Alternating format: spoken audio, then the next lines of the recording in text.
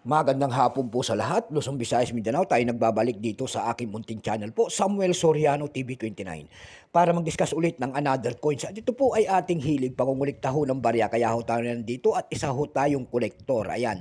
Sinisiling natin ang kanilang mga halaga, ang aking mga koleksyon. Ayan po, para malaman natin kung gaano nakataas. Ayan po. Magandang hapon po sa aking mga subscriber kung saan kayong dako ng mundo po. Ayan.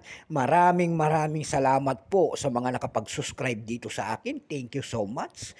Yun naman pong hindi pa po nakapag-subscribe dyan at malaking tulong yung gagawin ninyo tulad ng pagpindot ng ating subscribe button, like and share para ma-update po kayo sa mga latest ko pang gagawin mga video po. Ayan.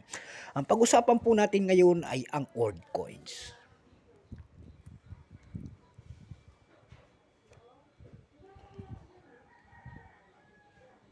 Ayan po, old coins po. Ayan.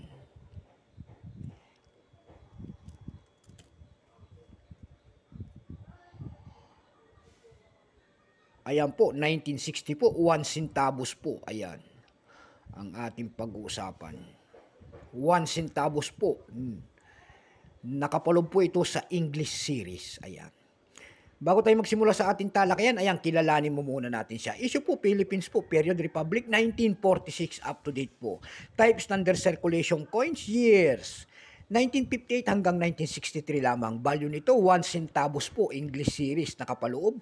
Currency piso, 1967 up to date po. Composition po nito ay brass. May bigat po itong 3.8 grams. May haba pong 19 mm. May kapal po naman itong 1.45 mm. Hugis po, bilog. Orientation niyan, coin alignment. Itinigil ang paggamit niyan o noong August 31, 1979.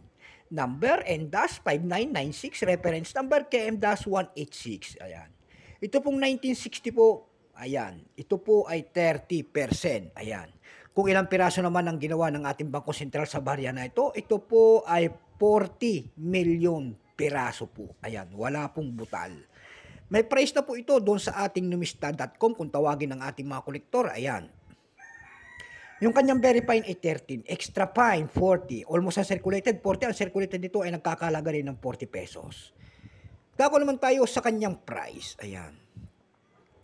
Doon sa ebay.com may nakita ko tayo nagbebenta nito ng $5. Meron din tayo nakita doon na $6.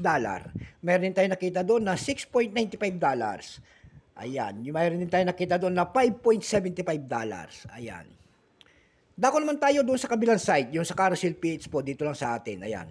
Sa Carousel PH, nakakita ho tayo nagbebenta doon ng 180 pesos. Ayan.